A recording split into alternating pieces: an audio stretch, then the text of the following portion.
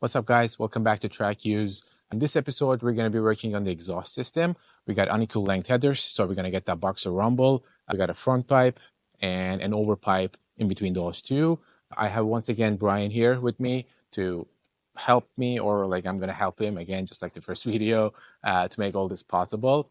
Yeah, should be pretty straightforward. Let's go.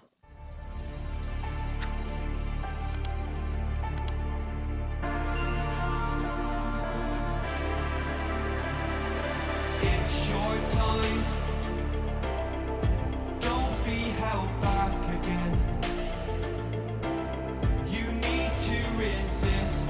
You're on limits. This fire is burning. After removing the under tray, the first thing we did was to remove the stock front pipe, as it's the easiest part of the install, and it also gives us access to the over pipe. To reach for the stars. Been waiting for this moment, so let it begin. You're unbreakable. After that, we took out the bolts that connect the over pipe to the header and removed the stock header. Nothing's getting in the way. You're unbreakable. We lifted the engine a little bit to be able to take the stock over pipe out and put the new one in.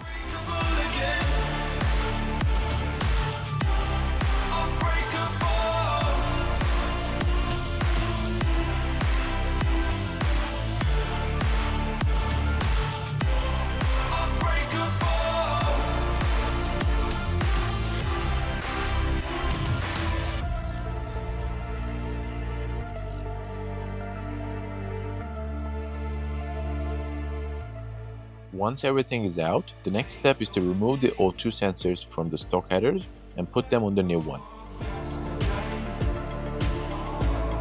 If dreams can exist in a world like this, don't abandon them.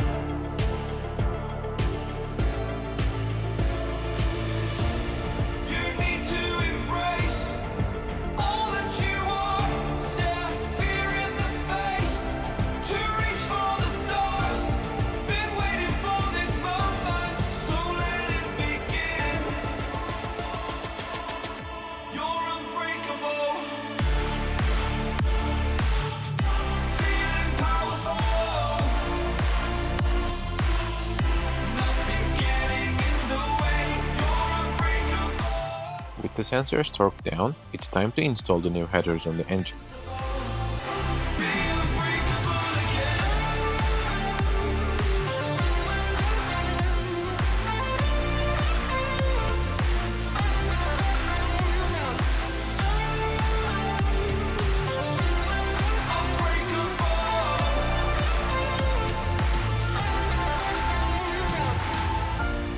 You need to embrace all that you are. Stare fear in the face to reach for the stars. After connecting the over pipe to the headers, we're putting the front pipe on and torque everything to finish the install.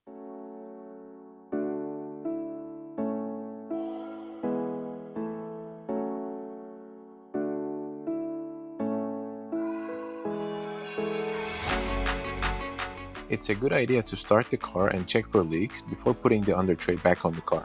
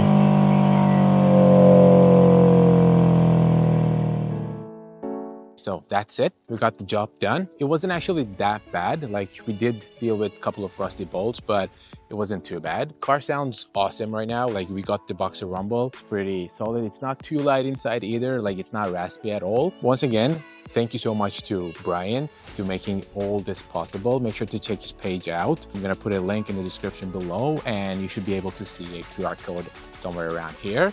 But that's it. In the next video, we're gonna be installing a oil cooler kit.